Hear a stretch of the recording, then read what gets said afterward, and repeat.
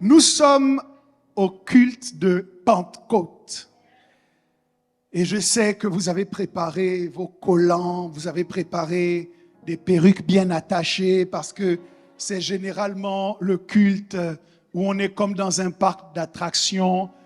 On pourrait penser qu'on est au parc Astérix ou à Disneyland. On est emmené sens dessus-dessous par le mouvement de l'esprit.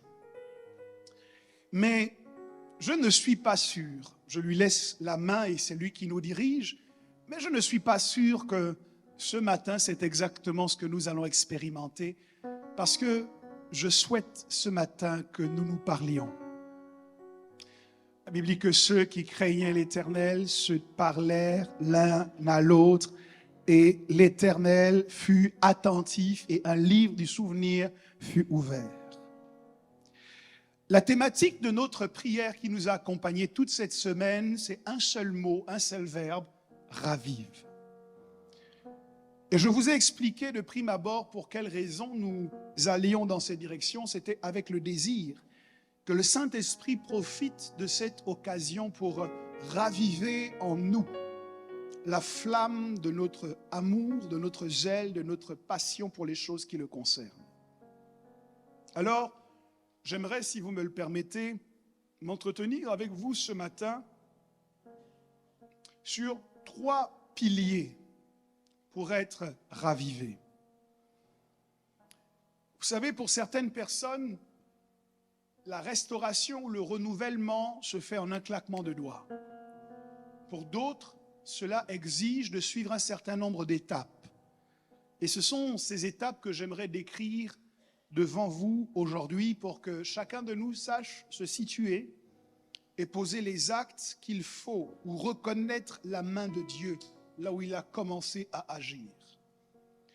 Il y a 3 choses que je veux vous dire au sujet du fait d'être ravivé. Elles sont conditionnées par 3 piliers. Le premier, c'est l'œuvre de Dieu. Le deuxième, c'est l'œuvre de l'homme. Et le troisième, c'est ce que j'appelle les premières œuvres.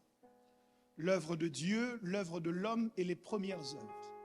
Et pour vous parler de l'œuvre de Dieu, je voudrais qu'on regarde ensemble Psaume, chapitre 51 au verset 12. C'est un texte que vous connaissez et sur lequel je vais vous parler spécifiquement pour ce point.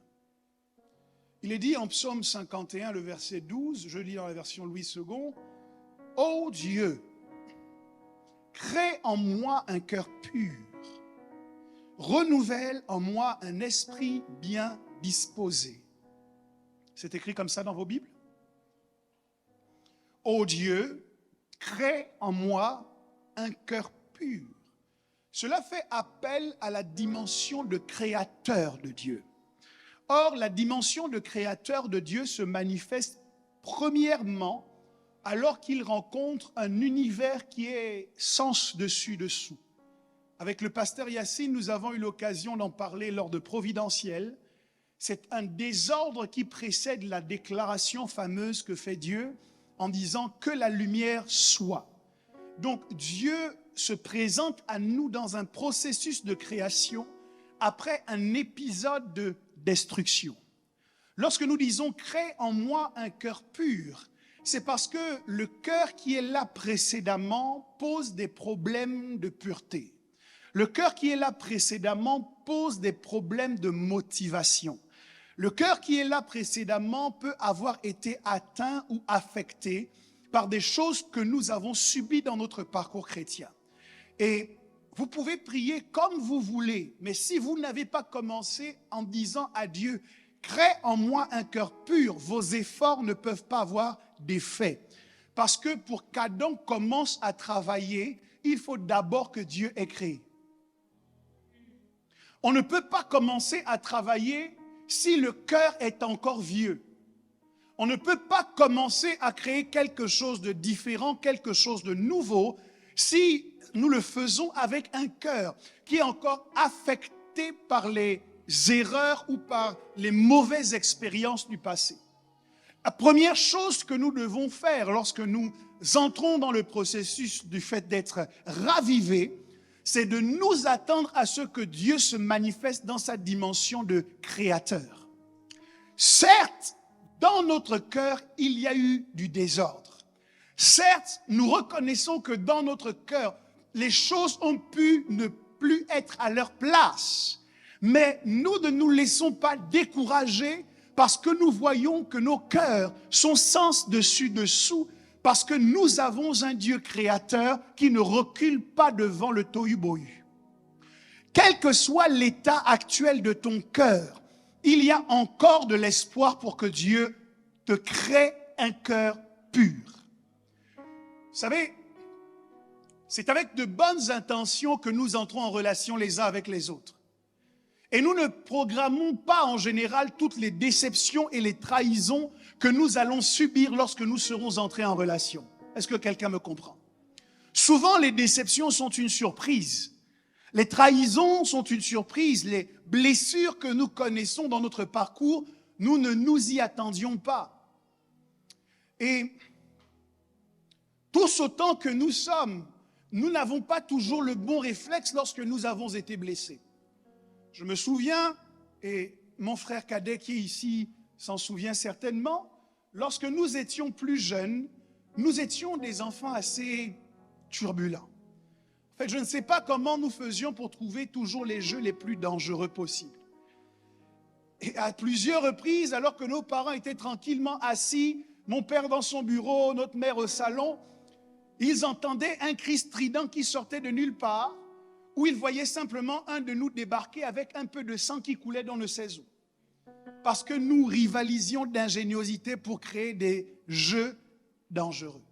Et quand ces jeux n'étaient pas assez dangereux, nous les rendions encore plus dangereux en ajoutant du danger.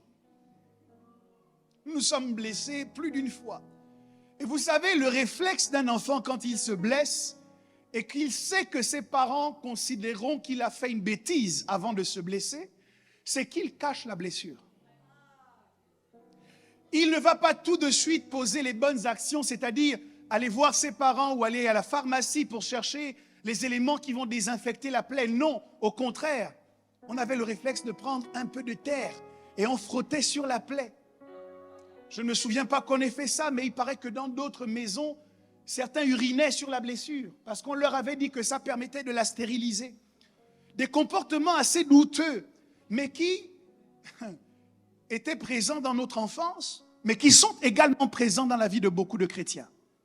Beaucoup d'enfants de Dieu, lorsqu'ils sont blessés, au lieu d'aller voir les pasteurs, qui sont en quelque sorte les infirmiers, qui peuvent mettre le désinfectant sur la plaie et aider à la cicatrisation de la blessure, beaucoup d'entre nous, lorsque nous sommes blessés dans notre cœur, nous allons nous cacher dans un coin et nous prenons de la terre et nous commençons à frotter sur la plaie. Nous allons voir un autre qui a une autre idée. Il dit, sur la plaie, il faut uriner. Et donc, il va mettre beaucoup plus de saleté sur une plaie qui est déjà béante. Et c'est comme ça que l'état de nos cœurs ne va pas en s'améliorant, mais la plaie va en empirant. Et une petite égratignure qui aurait pu être traitée très rapidement va pousser comme ça pendant des années pour devenir une blessure inguérissable et demander l'amputation d'un membre de l'Église. Tout ça parce que lorsqu'il y a eu blessure, il n'y a pas eu le bon réflexe d'aller voir ceux qui ont les outils pour, accélérer le processus de guérison. Et lorsque la terre se présente à Dieu, elle est informe et vide.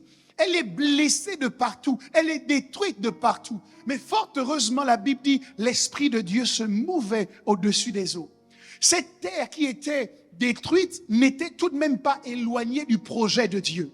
Et Dieu a encore un mot à dire sur une terre détruite. Je veux le dire autrement. Dieu a un mot à dire sur un cœur blessé. Dieu a quelque chose à faire avec une vie qui est brisée. Dieu a quelque chose à dire dans une vie qui est désemparée, désespérée. Ce n'est pas trop tard. Avec notre Dieu, ce n'est jamais trop tard. Tant que l'Esprit de Dieu est encore invoqué, il y a encore de la place pour la recréation. Il dit, crée en moi un cœur pur. Il est possible que tu prennes le cœur ancien et que tu le roules de côté et que tu choisisses de prendre dans les réservoirs du ciel un organe totalement neuf, totalement exempt des blessures de la vie et du parcours chrétien et que tu le greffes à la place du cœur ancien. Crée en moi un cœur La première chose que nous devons demander, à laquelle nous devons aspirer, nous qui allons dans la direction d'être ravivés, c'est de nous attendre à ce que Dieu fasse un travail de recréation. C'est possible que ton cœur n'éprouve plus la haine que tu éprouves encore pour quelqu'un. C'est possible que tu te réveilles un matin et que la rancœur ait complètement disparu. C'est possible que la douleur qui pèse à l'intérieur de toi ne trouve plus le chemin de ton cœur parce que soudainement, d'un claquement de doigts, Dieu a créé un cœur pur. Je suis triste de réaliser que beaucoup d'entre nous, nous venons à l'église pour rendre un culte à ce Dieu, mais nous oublions que ce n'est pas seulement un Dieu qu'on adore, c'est aussi un Dieu qui crée. Non, quelqu'un n'a pas compris ce que je dis. Lorsque tu viens lui rendre un culte, tes attentes doivent être suffisamment élevées parce que tu sais qu'il n'y a aucune situation qui est complètement perdue pour lui. La différence entre fabriquer et créer est essentielle. On fabrique sur la base d'éléments déjà existants. On prend des éléments et on les accommode pour fabriquer quelque chose. Mais quand il s'agit du processus de création, c'est ex nihilo, c'est à partir de rien. Donc si ta vie ressemble à rien, alors ta vie est le théâtre du Créateur. Si ta vie, tes finances ne ressemblent à rien, alors ta vie est l'espace où le Créateur veut se produire. Si ta carrière professionnelle ne ressemble plus à rien, alors ta vie est le lieu que le Créateur veut prendre en otage et il veut fabriquer, créer quelque chose de nouveau pour le présenter à la face du monde. Que quelqu'un dise avec moi, crée en moi un cœur pur. Est-ce que tu peux le dire avec conviction et que l'on sente la supplication et le désespoir dans ta voix? Dis à ton Dieu, oh Dieu, crée en moi un cœur pur. Nous avons tous lu ce passage qui dit, garde ton cœur plus que toute autre chose, car c'est de lui que viennent les sources de la vie. Mais qu'advient-il lorsque nous n'avons pas su garder notre cœur? Sommes-nous condamnés à marcher toute notre vie avec ce cœur abîmé? Non. Le psalmiste nous dit, c'est possible. C'est possible. Alors que nous nous attendons à lui, que nous fassions monter cette prière et que nous en recevions l'exaucement. Crée en moi un cœur pur. Le deuxième pan de ce texte, c'est renouvelle en moi un esprit bien disposé. Je comprends que pour que Dieu nous utilise, il faut avoir un bon cœur. Mais il faut aussi avoir un esprit qui est bien disposé. Les deux ne sont pas toujours les mêmes. J'ai rencontré dans ma vie des gens qui avaient un bon cœur, mais qui n'étaient pas bien disposés. Ça veut dire qu'ils aiment tellement leur simplicité de vie et ils aiment tellement leur paix qu'ils n'ont pas la volonté de sortir de leur zone de confort pour faire quelque chose de nouveau, même si c'est ce que Dieu attend d'eux. Pourquoi? Leur cœur est bon. Mais les gens sont tellement méchants que leur esprit n'est pas disposé à travailler avec les gens. Leur cœur est bon, mais leur confort a tellement d'importance à leurs yeux que leur esprit n'est pas disposé à mettre leur confort de côté pour s'engager dans quelque chose qu'ils ne maîtrisent pas. Et nous ne pouvons pas faire quelque chose de nouveau si notre cœur étant bon n'est pas associé à un esprit qui, lui, est bien disposé. Notre esprit, mes amis, doit être disposé favorablement concernant les défis que nous devons relever dans notre Église. Notre esprit doit être bien disposé concernant les âmes que nous voulons gagner. C'est difficile. C'est difficile. On peut avoir un bon cœur et être fatigué lorsque nous prêchons l'Évangile, de voir des gens qui se moquent de nous et qui ne veulent pas entendre ce que nous avons à dire. Il faut donc que le cœur soit pur, exempt de toute mauvaise motivation. mais il faut aussi que l'esprit soit bien disposé. Nous venons à l'église parce que nous voulons rendre un culte à Dieu. Mais est-ce que notre esprit est disposé à nous mettre au service du Dieu auquel nous rendons un culte? Faites un peu l'analyse. Il y a des choses que Dieu nous demande de faire, pour lesquelles nous retardons notre main. Est-ce parce que notre cœur est mauvais? Non. C'est parce que notre esprit n'est pas bien disposé. Jésus dit à ses disciples, « Mon âme est triste jusqu'à la mort. » Ça se passe au jardin de Gethsémane. Les disciples qu'il emmène sont des gens sur lesquels il sait pouvoir compter. Et il leur dit, « Priez avec moi. » Il s'éloigne de quelque temps et quand il revient, la Bible dit que ses disciples dorment. Il leur dit, « Veillez et priez. La chair est faible, mais l'esprit est bien disposé. » Ça veut dire que pour faire ce que Dieu attend de nous, nous devons avoir un esprit qui est bien disposé et qui est capable de drainer notre chair à faire non pas ce qu'elle veut, mais ce que l'esprit veut. Mais pour que l'esprit puisse diriger la chair, il faut absolument qu'il soit bien disposé. Jonas reçoit une mission pour les Ninivites. C'est un homme qui sait entendre Dieu. C'est un homme qui est en relation avec Dieu. Mais par rapport aux Ninivites, Jonas n'a pas un esprit bien disposé. Tu peux avoir un bon cœur, mais si ton esprit n'est pas bien disposé, tu seras bloqué dans le fait d'accomplir la volonté de Dieu. Le cœur est d'accord, mais celui qui doit drainer tout le corps, c'est l'esprit. Et notre prière à tous ce matin, ce doit être, ô Dieu, crée en moi un cœur pur et renouvelle en moi un esprit bien disposé. J'apprécie cette déclaration parce qu'elle démontre bien que ce n'est pas vous qui créez en vous un cœur pur, c'est Dieu. La seule chose que vous avez à faire, c'est de lui demander. Ce n'est pas vous qui créez en vous, qui renouvelez en vous un esprit bien disposé, c'est Dieu. Et la seule chose que vous avez à faire, c'est de lui demander. Bien souvent, les pasteurs le savent dans l'église, nous aimerions avoir la main pour changer le cœur des gens. Mais nous ne savons pas comment le faire. Il n'y a que Dieu qui est capable de changer les cœurs.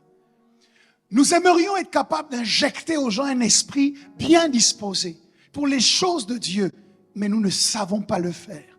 Seul Dieu en est capable. Et encore une fois, notre seul espoir, c'est de faire entendre notre voix auprès de lui pour qu'il se décide à étendre sa main et à agir. En ma qualité de responsable de cette église, je prie mon Dieu afin qu'il crée en nous un cœur pur et qu'il renouvelle à providence un esprit bien disposé.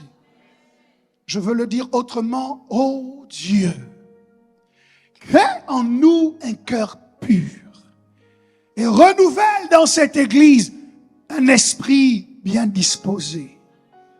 Disposé à entendre ta voix et à nous mettre à l'action pour accomplir ta volonté. Disposé à ne pas faciliter le travail du diable, mais à être des agents de construction de la communauté. Crée en nous un cœur pur, en éloignant de nous toutes sortes de mauvaises motivations. La motivation d'être vu, la motivation d'être devant, la motivation d'être acclamé, la motivation de prendre la gloire, la motivation des honneurs, que toutes ces mauvaises motivations soient bannies du milieu de nous. Qu'un cœur pur nous soit communiqué. Renouvelle en nous un esprit bien disposé. Quelqu'un me donne un bon amen? La première œuvre, c'est l'œuvre de Dieu. Mais est-ce que vous savez que dans le processus, pour être ravivé, l'homme a également une part de responsabilité? Parce que quand nous disons ravive, le R qui est mis devant montre qu'avant c'était vif. Avant. Avant c'était vivant. Avant c'était dynamique. Avant il y avait un zèle. Avant il y avait un feu. Mais qu'est-ce qui s'est passé pour que nous en arrivions à dire ravive? C'est que entre avant et maintenant, quelque chose s'est produit qui a fait que le feu a commencé à baisser d'intensité. Et tant que nous ne comprenons pas cela, nous allons toujours responsabiliser d'autres et nous n'allons pas assumer notre responsabilité. En Israël, le feu, pour être allumé, avait certaines exigences. Il ne pouvait brûler que sur un autel. Et chaque roi qui arrivait et qui voulait contester l'hégémonie de Dieu, de l'Éternel, et installer d'autres dieux, avait pour pratique de renverser les autels qui avaient été élevés au nom de Dieu pour bâtir des autels pour les idoles. C'est de la responsabilité de Dieu de créer un cœur pur et de renouveler un esprit bien disposé. Mais c'est l'homme qui a la responsabilité de rebâtir l'autel. L'autel est le socle sur lequel le feu vient se poser pour brûler. La raison pour laquelle il faut le rebâtir, c'est parce que précédemment, il a potentiellement été abîmé ou détruit. Quelle est la raison pour laquelle un autel fait à Dieu peut être détruit? C'est lorsque l'on souhaite rendre culte à un autre Dieu qu'à Dieu.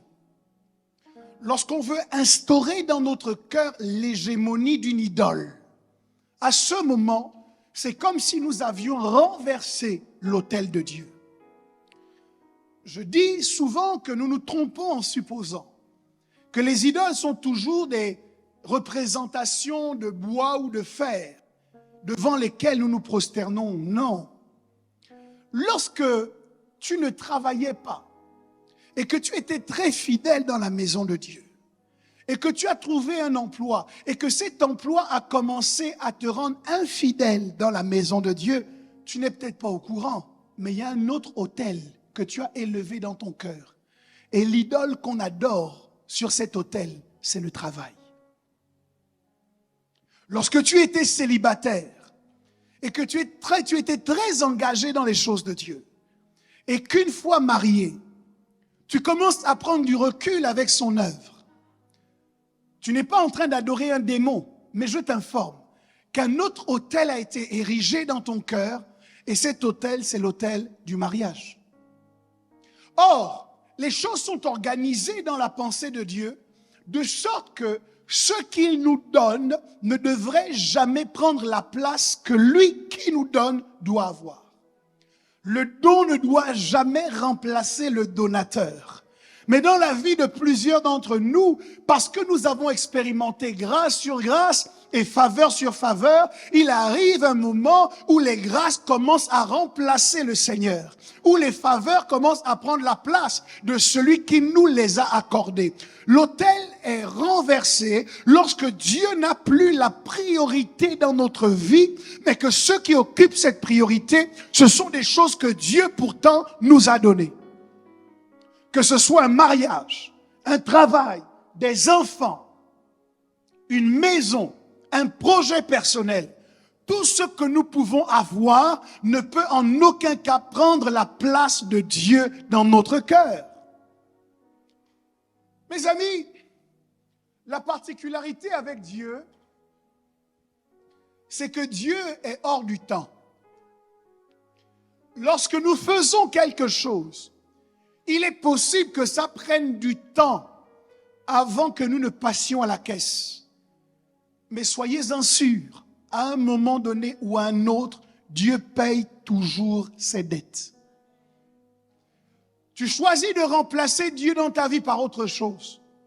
Dieu te regarde et il fait preuve de patience pour que tu identifies l'erreur que tu commets et que tu puisses te repentir. Mais tu dois savoir qu'à un moment donné ou à un autre, le choix que tu as fait va avoir des répercussions terribles sur ton existence. Parce que Dieu ne donne sa gloire à personne. Je vais vous choquer.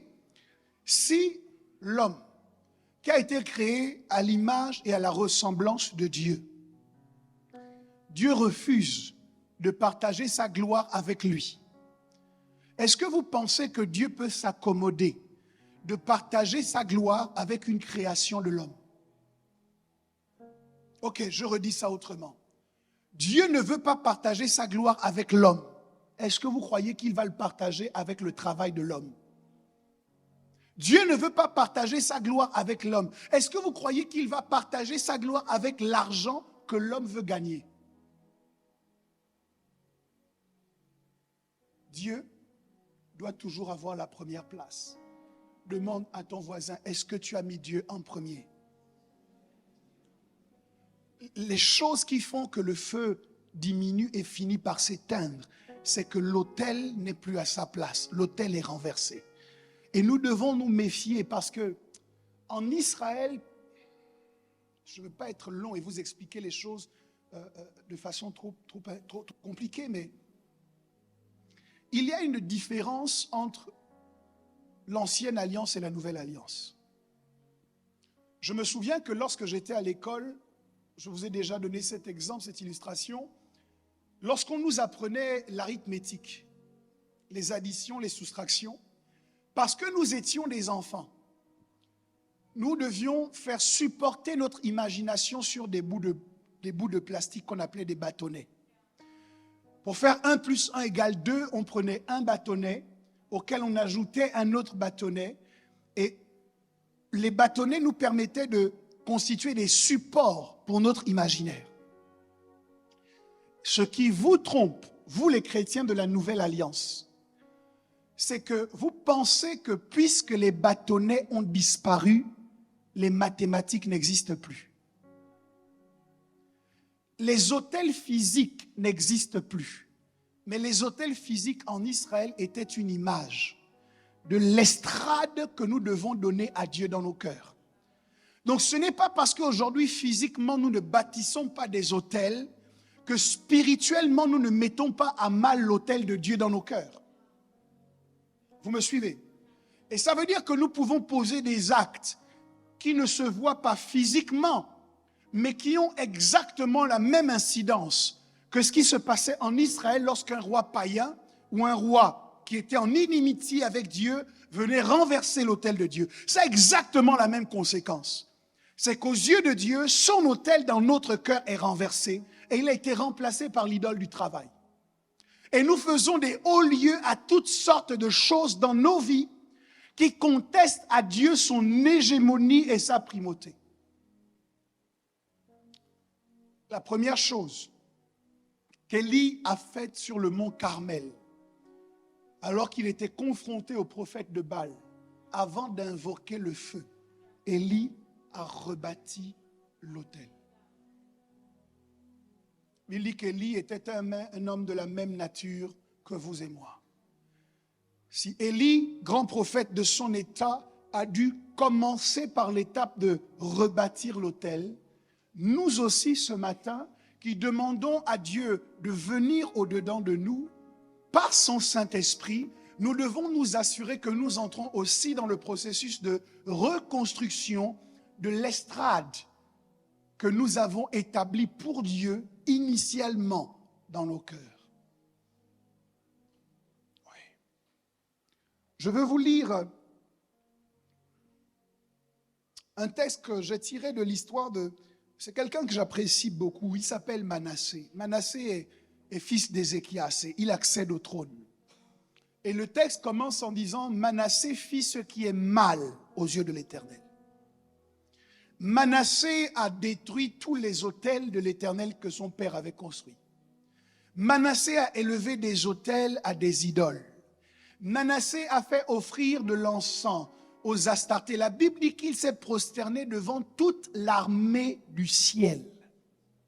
Toute l'armée du ciel avait un culte et Manassé les a servis. Un ange lui apparaissait, un ange déchu, lui apparaissait, Manassé en faisait son Dieu. Un autre ange déchu se révélait à lui, Manassé le servait. Il a pratiqué de l'idolâtrie à un niveau très élevé.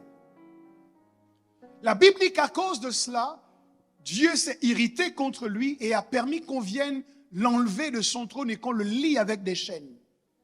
Mais c'est là l'histoire que j'aime le plus, c'est que Manassé s'est repenti. Quelqu'un qui était allé tellement loin dans le mal. Ah, est-ce que je parle à quelqu'un? Le diable a tendance à te faire croire que tu es allé tellement loin dans le mal que tu ne peux pas revenir. Mais si tu ne t'es pas encore prosterné devant toute l'armée du ciel, tu n'as pas encore réussi à égaler le péché de Manassé. Mais si Manassé a pu se repentir et revenir, alors toute personne dans cette maison a la capacité de partir de là où il est allé et de revenir pour rebâtir l'autel de son Dieu. Est-ce que je parle à quelqu'un ce matin? Ta vie n'est pas perdue, ta relation avec Dieu n'est pas terminée, ton histoire avec le Seigneur n'a pas fini d'être écrite. Il y a encore de nouveaux chapitres, il y a encore de nouvelles pages, il y a encore de nouvelles victoires, de nouveaux espoirs pour ton histoire avec Dieu. Manassé s'est humilié devant Dieu. La Bible dit qu'il s'est humilié profondément et Dieu l'a entendu. Dieu l'a ramené sur le trône. Dieu l'a ramené à son peuple. Et je lis cela en 1 Chronique 33, versets 16 à 18. Vous pourrez lire tout le chapitre à la maison. La Bible dit au verset 16, Manassé, en parlant de Manassé, il rétablit l'autel de l'Éternel. Quelqu'un a dit avec moi, il rétablit l'autel de l'Éternel. Dis encore, il rétablit l'autel de l'Éternel. Est-ce que tu peux le dire comme une déclaration personnelle? Je rétablis l'autel de l'Éternel. Dis ce matin, je rétablis l'autel de l'Éternel. Je rétablis l'autel de l'Éternel. Et la Bible dit, et il offrit des sacrifices d'action de grâce et de reconnaissance. Et il ordonna à Juda de servir l'Éternel, le Dieu d'Israël. Le peuple sacrifiait bien encore sur les hauts lieux, mais seulement à l'Éternel son Dieu. Le reste des actions de Manassé, sa prière à son Dieu et les paroles des prophètes qui lui parlèrent au nom de l'Éternel, le Dieu d'Israël, cela est écrit dans les actes des rois d'Israël. Dans mon plus jeune âge, j'admirais les gens qui avaient accompli des grandes choses. Et je continue à les admirer. Mais je vais vous dire quelque chose. Quelles sont les personnes que j'admire le plus? J'admire les personnes qui ont réussi à accomplir de grandes choses et puis soudainement qui ont tout perdu et qui ont été capables de recommencer et de reconstruire plus grand encore que ce qu'ils avaient au départ. Parce que tout le monde n'a pas la capacité de rebondir. Tout le monde n'a pas la capacité de rebondir. En fait, c'est facile.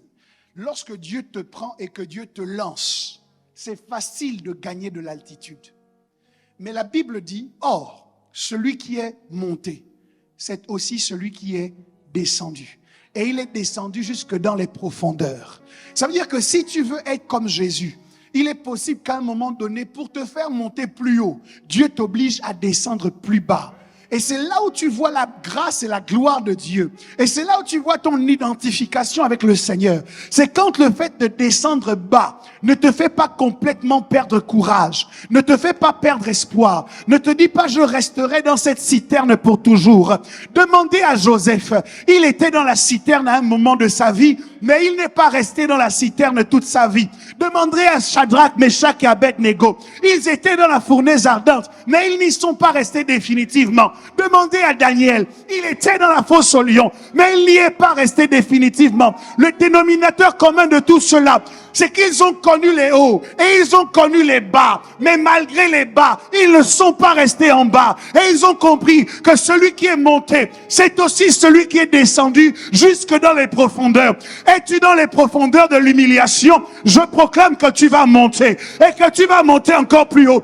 Es-tu dans les profondeurs du mépris? Je prophétise que tu monteras et tu monteras encore plus haut. Tes ennemis pensent qu'ils ont couché ta gloire dans la poussière, mais c'est la poussière dans laquelle Dieu va chercher la matière première pour fabriquer Adam, l'homme à son image et selon sa ressemblance. C'est dans la poussière que Dieu va chercher le prochain invité à son dîner des rois. C'est dans la poussière qu'il va chercher l'indigent et qu'il le fait asseoir à la table des rois. Celui qui est en bas doit entendre le son de ma voix. Je viens te dire au nom de l'Éternel, tu ne resteras pas en bas, mais tu sortiras. Tu sortiras de la fosse, tu sortiras de la fournaise, tu sortiras du tombeau, tu sortiras de l'abîme par la puissance du nom de Jésus. Si Jésus l'a fait, alors tu le feras, car il habite à l'intérieur de toi et il te fera connaître d'abondance de joie. Tu riras encore, tu te réjouiras encore, tu célébreras encore, tu shineras encore, tu inspireras encore, tu influenceras encore. Est-ce que je parle à quelqu'un ce matin?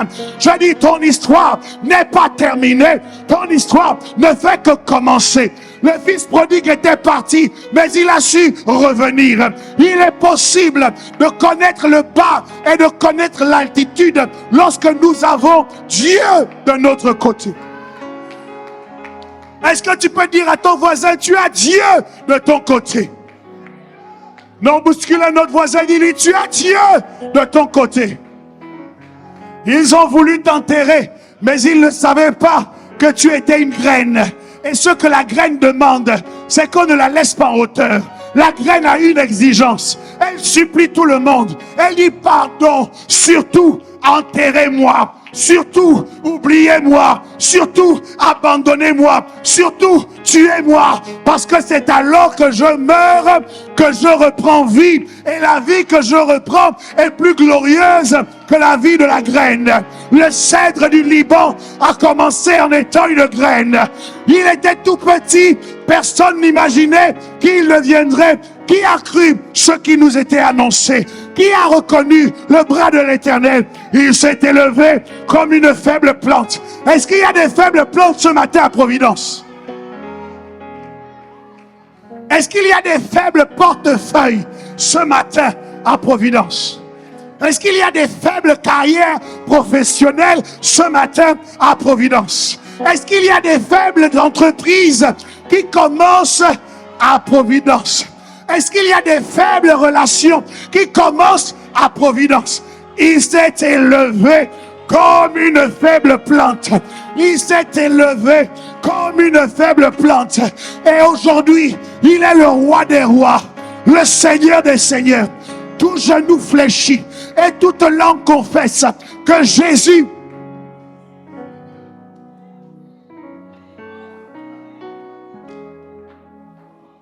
Oh, il y a des entreprises qui vont fléchir le genou devant ton entreprise.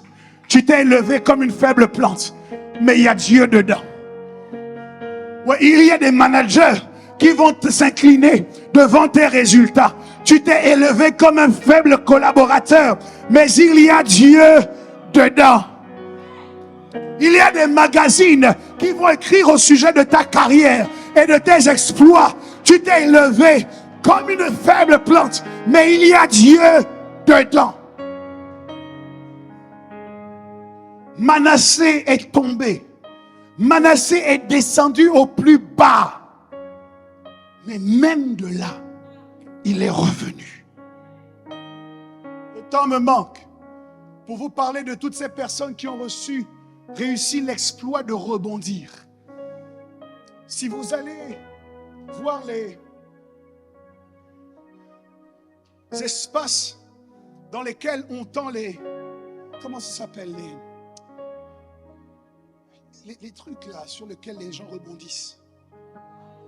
Voilà. Le principe du trampoline, c'est qu'il faut que tu tombes bien profondément. Et plus tu tombes bien profondément, plus le trampoline est suffisamment élastique pour que l'élastique se tende et t'emmène presque au sol. Plus il prend de l'énergie pour te renvoyer avec puissance en hauteur. Je te déclare que la hauteur que tu vas connaître personne ne pourra te stopper. Personne ne pourra te bloquer. Personne ne pourra t'arrêter. Ils peuvent essayer, mais ils ne savent pas qui t'a propulsé. Celui qui t'a propulsé, c'est le Dieu des cieux, le créateur des cieux et la terre. Personne ne peut s'opposer à lui. Il t'a propulsé dans ta destinée et il n'arrêtera pas de te lancer avec énergie et avec passion jusqu'à ce que tu atteignes ton but. Dis à ton voisin, rétablis l'autel. La gloire de la seconde maison doit être plus grande que la gloire de la première. Pourquoi? Parce qu'on ne fait plus les mêmes erreurs que quand on construisait la première. Vous savez, quand c'est votre première maison, il y a des choses que vous ne savez pas. Il y a des entrepreneurs qui peuvent vous arnaquer. Il y a des endroits où on vous vend le matériau à un coût exorbitant. Mais quand vous avez un peu d'expérience dans la construction et que vous recommencez, les erreurs d'avant ne sont plus les erreurs de maintenant. Vous avez connu le marché. Vous savez où aller trouver les meilleurs prix. Vous savez quel est le meilleur artisan pour ceci. Vous savez d'où faire venir tel matériel. Et la gloire de la seconde est plus grande que la gloire de la première. J'aime bien le fait de rétablir l'autel. Et cela, c'est ta responsabilité.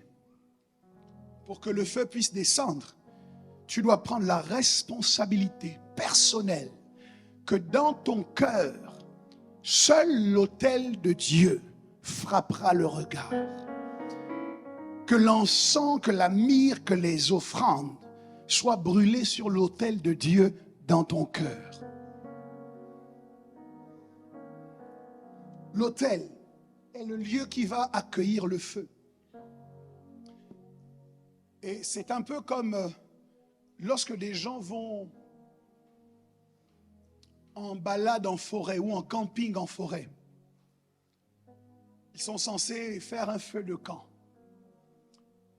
pour se réchauffer et pour maintenir à distance les animaux des champs. Et on n'allume pas le feu n'importe comment. De la même manière qu'on le fait pour l'autel. Quand on veut allumer le feu de camp, on va d'abord rassembler les pierres qui vont constituer ce qu'on appelle le foyer. On va délimiter l'espace dans lequel le feu va être allumé pour qu'il ne se répande pas aux alentours. Et il y a un verset que je lisais souvent. J'ai récemment décidé de le lire dans une autre version et ça a ouvert mon entendement. C'est 1 Corinthiens 10 au verset 23. Je ne sais pas si la technique a la version parole de vie. Mais si c'est possible de l'afficher en parole de vie, vous allez vous rendre compte que c'est radicalement différent de ce que nous lisons en général.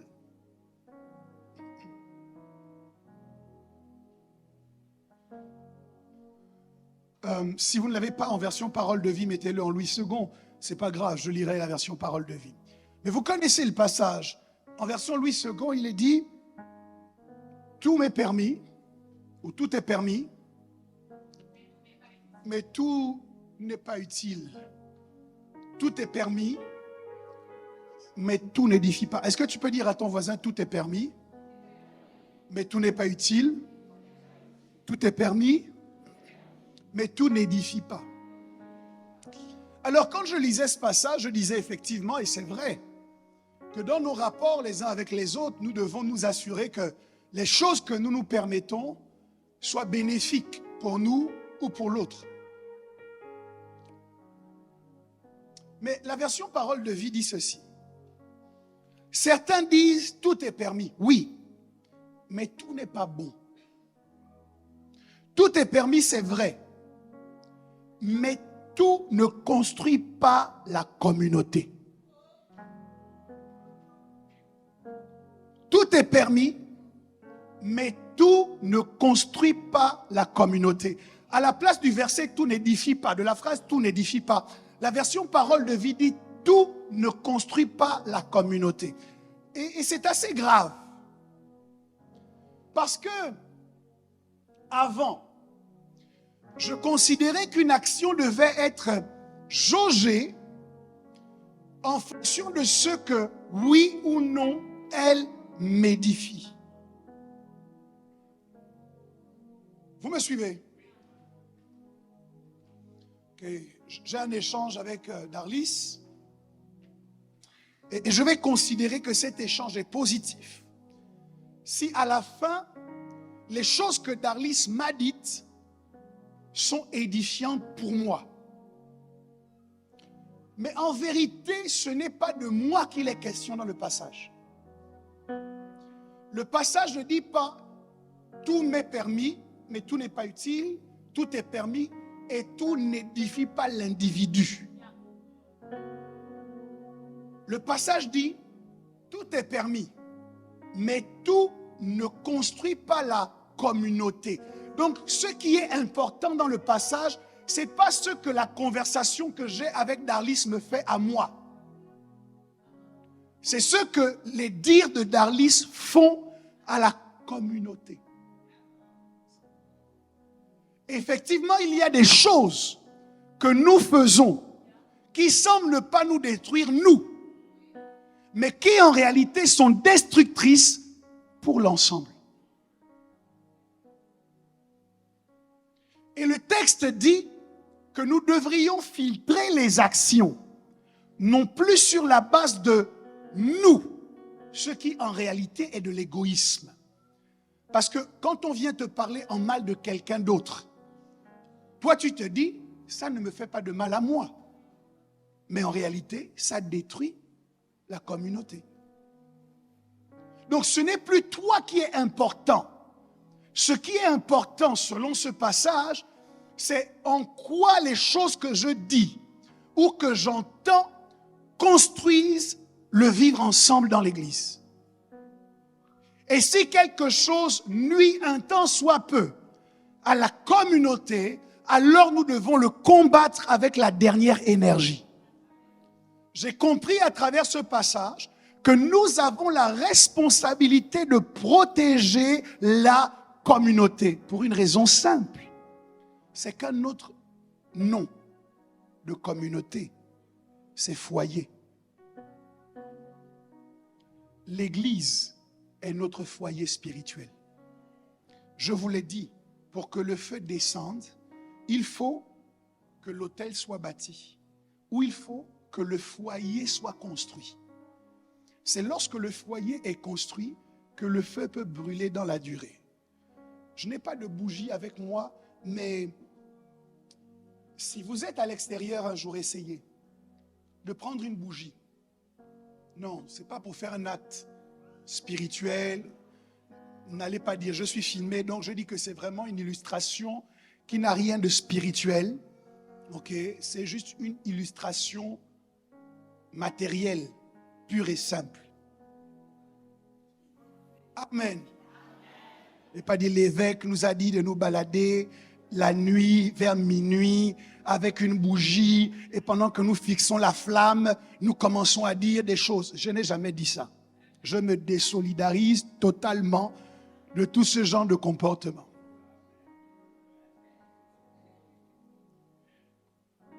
Prenez une bougie un jour, mettez-vous à l'extérieur et allumez la bougie. Automatiquement, qu'est-ce qui se passe? Vous allez voir comment la flamme va vaciller et menacer de s'éteindre à cause du vent. Quel va être votre réflexe? Vous allez chercher à la protéger. Votre main, c'est exactement l'image de la protection de la communauté. Pour que le feu brûle dans l'Église, avec tous les vents extérieurs, les vents du monde, les vents de l'ennemi, pour que le feu soit maintenu, il faut des mains autour qui le protègent. Et ce qui permet au feu de brûler, c'est que la communauté est forte. Alors je voudrais te dire, toi qui te sens très individualiste dans ta vie chrétienne, tu fais fausse route. Parce que ma Bible m'enseigne que dans la chambre haute, il n'y avait pas seulement Pierre seul. il n'y avait pas seulement Jean tout seul. Pourtant, c'est une chambre haute. Mais ils étaient plus de 120 réunis, priant d'un commun accord. Ça veut dire que pour que le Saint-Esprit descende et se manifeste à ce niveau, il y avait nécessité qu'une communauté soit rassemblée. Et comme l'ennemi est au courant que la communauté est une condition à la manifestation du Saint-Esprit de façon exponentielle, puisqu'il n'a pas les moyens de combattre le Saint-Esprit, ce que le diable fait, c'est qu'il combat la communauté. Je parlais avec un de mes pères qui me disait, tu dois savoir identifier lorsque le diable se lève pour vous attaquer. Il me disait, le diable n'attaque pas ce qui ne lui fait pas peur. Lorsque tu te rends compte que dans la même saison, dans la même période, tu as des combats qui se lèvent de tous les côtés, c'est juste une attestation de ce que l'ennemi a peur de ce que tu es sur le point de devenir. Et nous devons avoir les yeux ouverts. Alors que nous demandons au Saint-Esprit de nous remplir ou de nous raviver, nous devons avoir les yeux ouverts. Le feu qui descend doit être protégé. Demande à ton voisin, es-tu prêt à protéger la communauté? Je vous ai parlé de l'œuvre qui dépend de Dieu. Je vous ai parlé de l'œuvre qui dépend de l'homme. Et quelqu'un peut me dire, ok, je suis d'accord pour rebâtir l'autel. Mais une fois que j'ai fait la prière que j'ai faite, comment concrètement je dois désormais vivre pour que cet autel que j'ai rebâti dans mes prières soit physiquement rebâti dans ma vie? Comment faire pour renouer avec la passion des premiers jours? Comment faire pour que le feu que j'avais connu lorsque j'ai rencontré le Seigneur, lorsque j'ai commencé avec Christ, pour que ce feu reprenne sa place dans mon cœur? Finalement, est-ce que la courbe de mon existence et de ma marche avec Christ est vouée à être une courbe descendante, ayant commencé en haut dans les premiers jours et condamné à voir ma relation avec Christ diminuer au fur et à mesure que je marche sur la terre des vivants? Ou alors il est possible d'inverser la tendance pour qu'une courbe qui était en train de descendre remonte miraculeusement. Tes ennemis attendent que la tendance ne soit pas inversée. Tes ennemis attendent que ta vie de prière qui est en train de diminuer petit à petit finisse par s'éteindre complètement.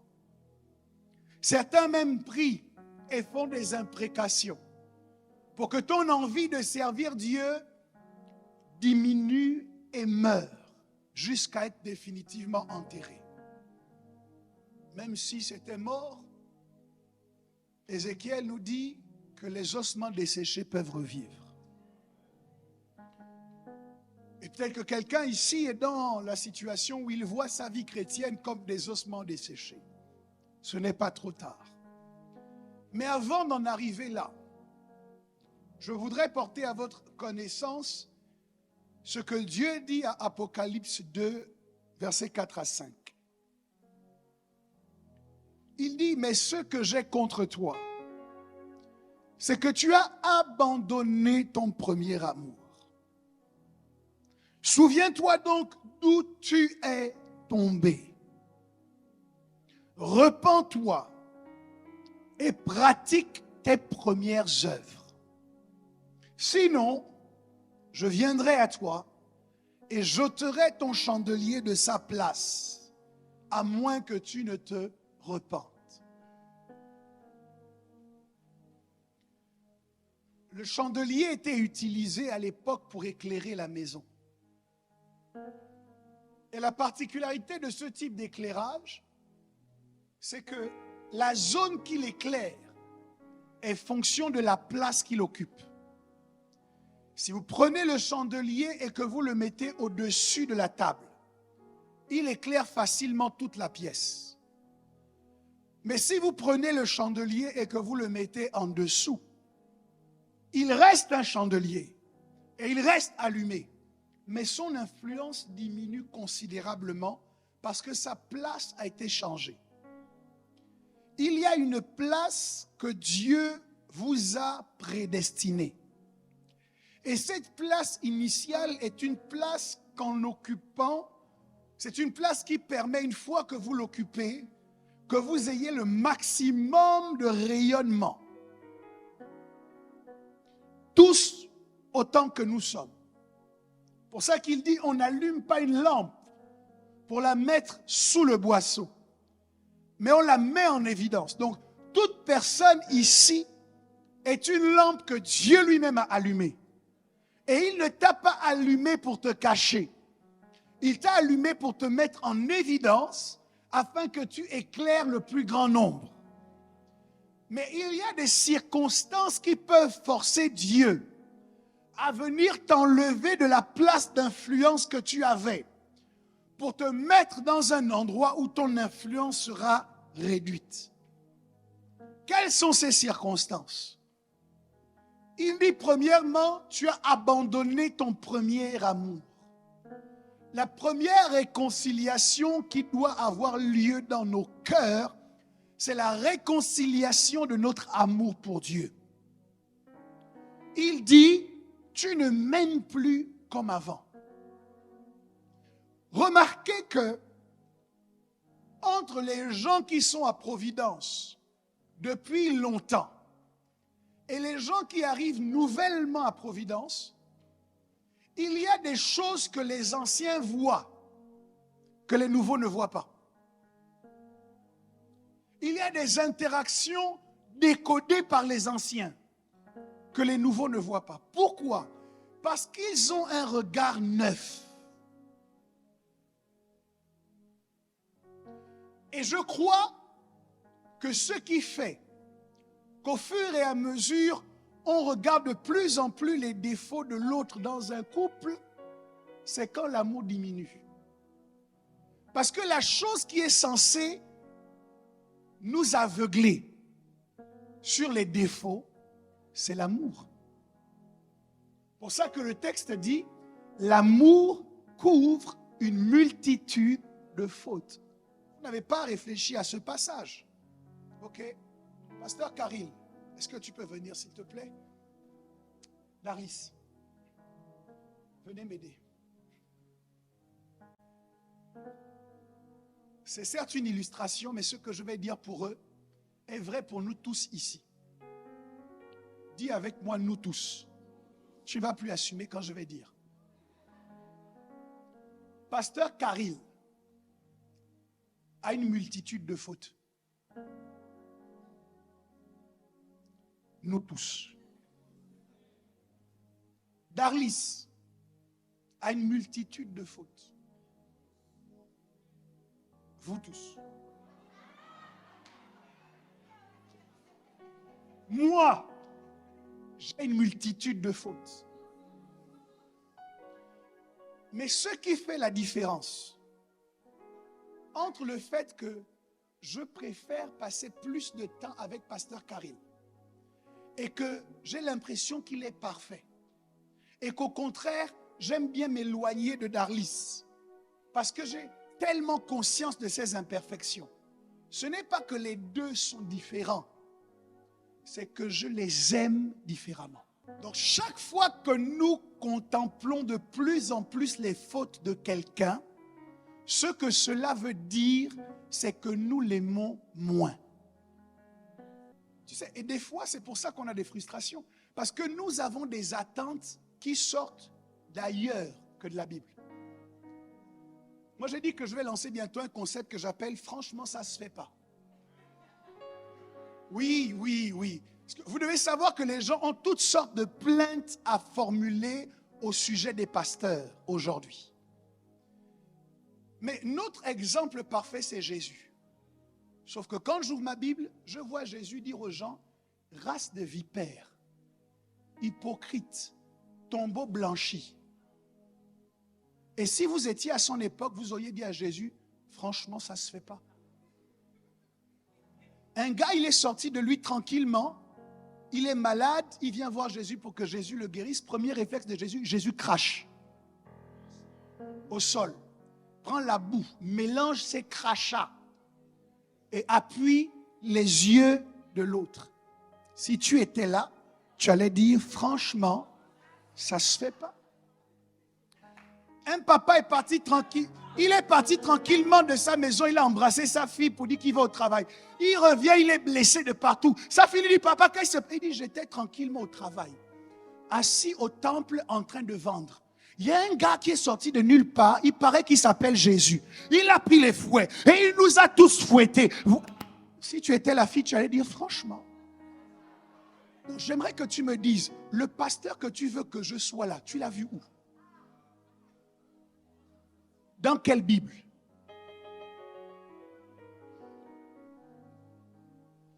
Franchement, ça ne se fait pas. Si Jésus était pasteur d'une église aujourd'hui, il n'aurait certainement aucun fidèle.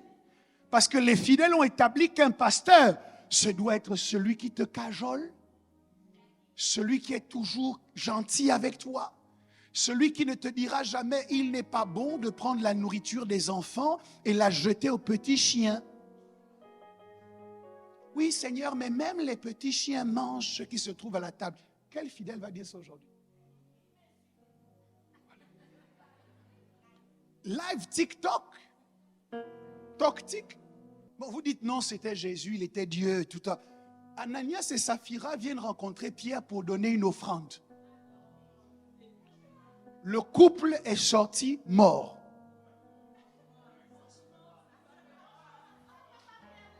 Franchement, ça ne se fait pas. Et on ne va pas faire de théologie, mais vous devez savoir, parce que souvent vous vous plaignez, et vous allez dans des églises qui commencent aujourd'hui en disant que toutes les anciennes églises ont mal fait, parce que vous pensez qu'ils ont raison. Et voici l'argumentaire. Quand on voit la Bible, le Nouveau Testament, les Actes des Apôtres, il y avait plein de miracles, les paralytiques marchaient, les aveugles voyaient. Pourquoi dans nos églises, il n'y a plus autant de miracles? Ils oublient de noter qu'avant que les miracles ne se produisent à profusion, la Bible dit une grande crainte s'est emparée de tout le monde. Lorsque Ananias et Saphira sont morts, ça veut dire que le soubassement du miracle, c'est la crainte. Donc à partir du moment où vous êtes en permanence dans l'irrespect, l'insoumission et la rébellion, vous stérilisez le miraculeux. Jésus lui-même a été exposé à ça quand il est arrivé à Nazareth. Et donc plus je construis dans mon cœur de la crainte pour Dieu et pour les choses qui le concernent, plus je crée le soubassement au miraculeux dans ma vie. Mais ce n'est pas ça mon propos. Comprenez pourquoi les gens ne viennent pas me parler en face. Et s'il n'y a aucune chance qu'ils aient raison. Il dit, tu as abandonné ton premier amour. Va et repens-toi, sinon je traite ton... Mais ce que je veux mettre en lumière ici, il dit, pratique tes premières œuvres. Et là, nous tous, on est embêtés. Parce que plus nous prenons du temps avec Dieu, plus nous passons du temps avec Dieu, plus il nous devient difficile de pratiquer nos premières œuvres. Souvent, nous expliquons la perte de passion et de motivation par le comportement des gens. Mais si nous nous mettons face à nous-mêmes, demande-toi, ne demande pas à ton voisin, demande-toi, est-ce que tu fais aujourd'hui ce que tu faisais au début?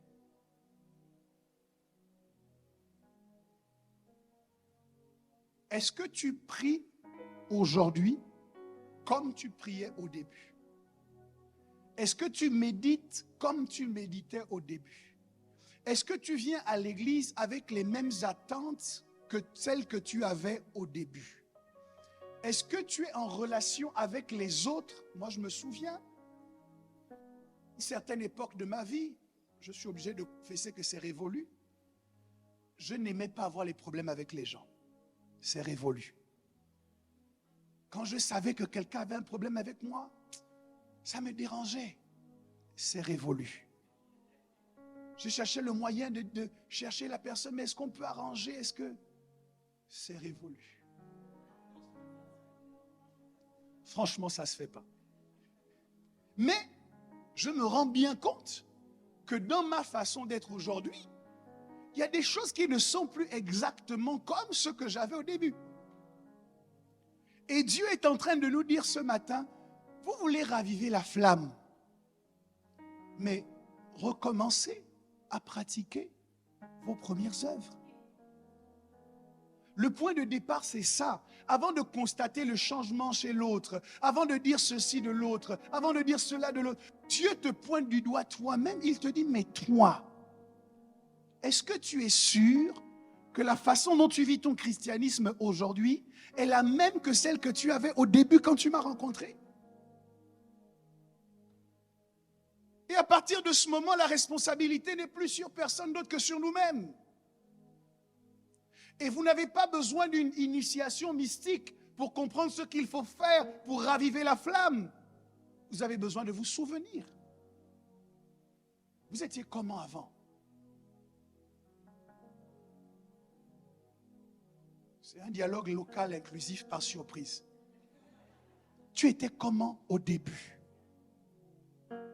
Ah, certes, il y a des bonnes choses que tu as développées, mais il y a aussi des bonnes choses que tu as perdues. Et ton voisin ne le sait pas, moi je ne le sais pas, enfin parfois je le constate, mais la personne qui le sait le mieux après Dieu, c'est toi. Et ce matin, nous avons tous la responsabilité de nous asseoir avec nous-mêmes. N'allez pas dire le pasteur m'a jugé. Non, c'est toi-même qui te juge. De nous asseoir avec nous-mêmes pour dire, mais Seigneur, je me rends compte que j'ai changé. Je vous donne 2 images et j'en ai fini.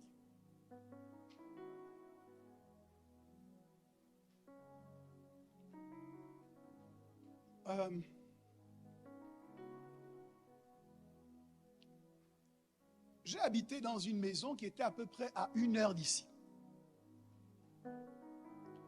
Et chaque jour, il fallait faire exactement le même trajet pour partir de mon domicile à mon lieu de travail. Comme vous tous, lorsque vous vous levez le matin, vous suivez résolument le même trajet pour partir de votre domicile à votre lieu de travail et ensuite de votre travail à votre domicile. Systématiquement. Vous le faites semaine après semaine, mois après mois, année après année. À moins qu'il n'y ait un gros problème sur la route et vous changez de façon exceptionnelle. Mais vous êtes d'accord avec moi que tous, nous avons un trajet privilégié que nous faisons tout le temps. La vie chrétienne de plusieurs d'entre nous s'apparente à ceci.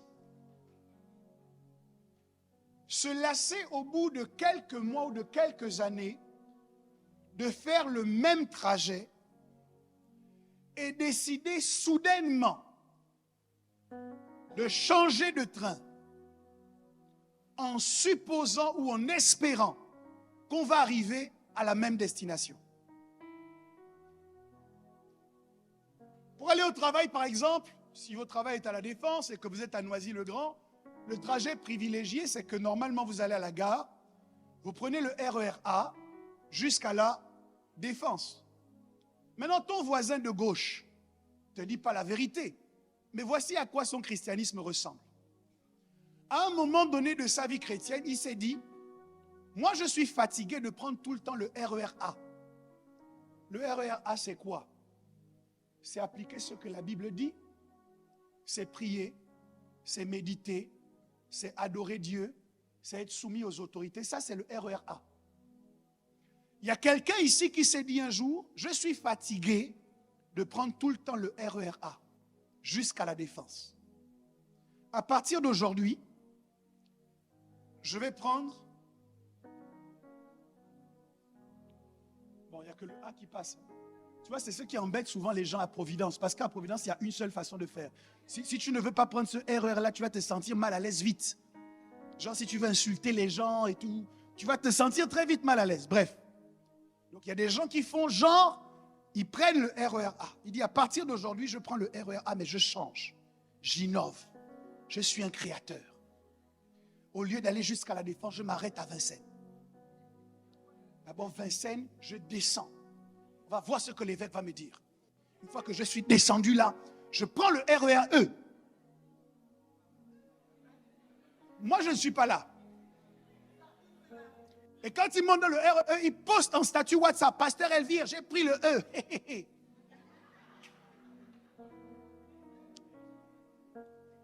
Maintenant, il se retrouve à Shell. Il sort. Il ne reconnaît plus.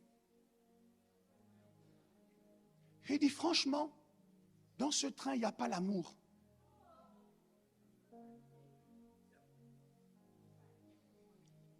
Tu es sérieux? Je suis obligé de faire ça.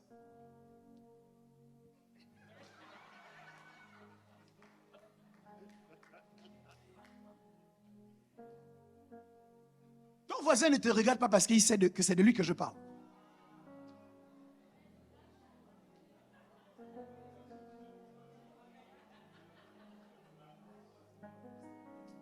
Ok? Mais quand tu as pris le E, normalement, intrinsèquement, tu devais savoir que le E ne va pas à la Défense.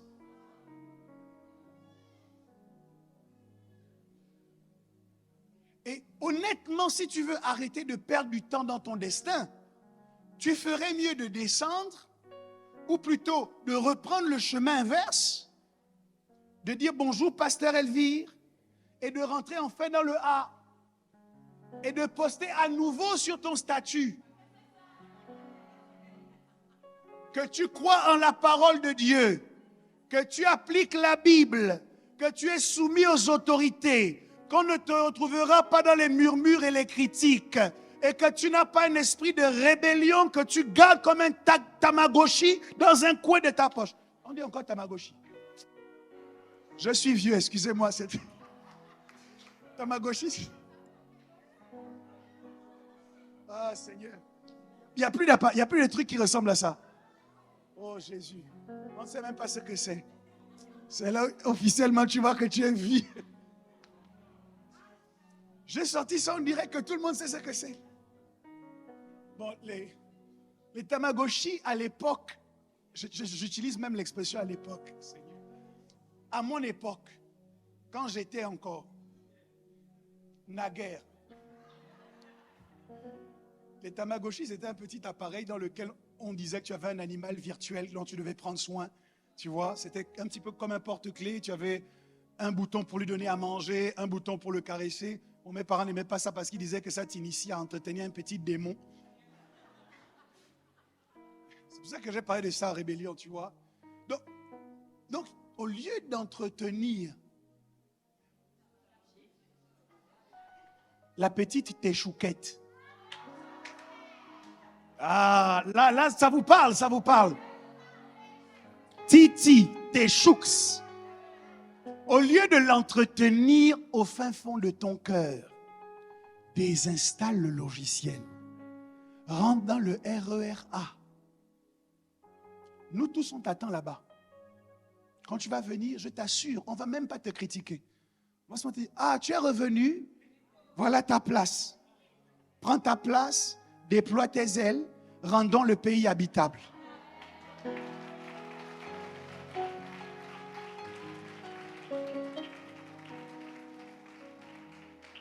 Maintenant, si tu es à Shell, nous prierons pour t'envoyer une échelle en espérant que depuis Shell, tu puisses trouver le moyen. Mais c'est le genre de prière qu'on fait avec zéro conviction. Parce que la Bible nous montre qu'il n'y a pas 50 chemins pour accéder dans ta destinée à ce que Dieu a prévu. Il n'y en a pas 50. Jésus a dit, il y a un seul chemin qui mène au Père. Nul n'y accède qu'en passant par moi. Or, quand nous voyons Jésus, Jésus est un modèle de soumission, d'obéissance, de loyauté, de conformité à la parole. Jésus est un modèle que nous devons suivre si nous voulons nous aussi accéder au Père. Alors, liste intérieurement les premières œuvres que tu pratiquais. Et s'il y a quelqu'un qui a accepté le Seigneur depuis pas longtemps, qui est encore dans ses premières œuvres, note-les et garde-les. Le diable sait que c'est dedans que se trouve ton identité. Et il va tout faire pour te détruire. Vous savez, dans les premiers jours de la vie de quelqu'un, Dieu donne des signes qui montrent où est-ce que cette personne va aller. Quand Jésus-Christ est né, il est né dans une étable. Et son père Joseph était charpentier. Et selon la coutume juive, Joseph a dû former Jésus à son métier. Et les outils de prédilection d'un charpentier, c'est le marteau et ce sont les clous. Et à Golgotha, pendant que Jésus-Christ est en train de finir sa vie, il n'a jamais été aussi proche du marteau et des clous avec lesquels on l'a crucifié. Dans les premières heures de ta vie chrétienne, Dieu te donne des signes. Il te donne une passion spécifique pour la louange et l'adoration. Il te donne une soif particulière pour la parole ou pour la prière. Tous ces éléments, ce sont des signes. C'est un équipement que Dieu te donne qui va t'être utile tout le long de ta vie chrétienne.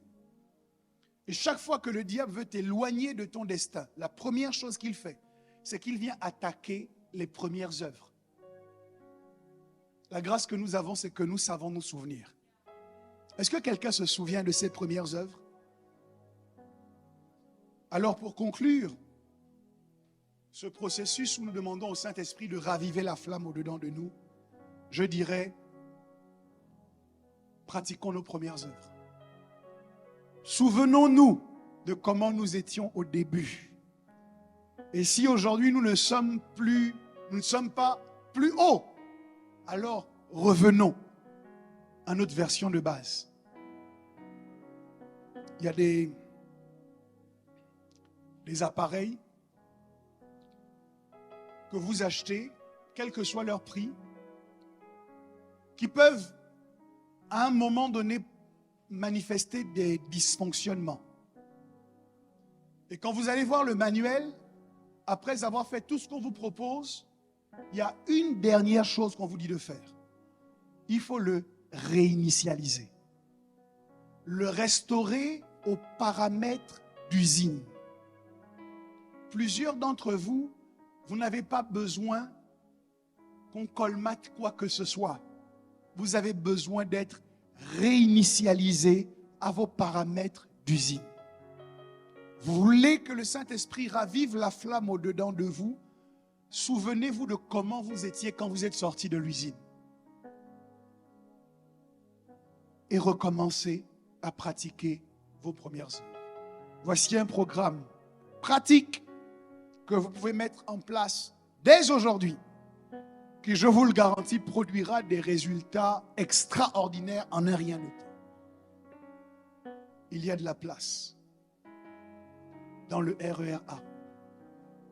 Est-ce que nous pouvons nous tenir sur nos deux pieds?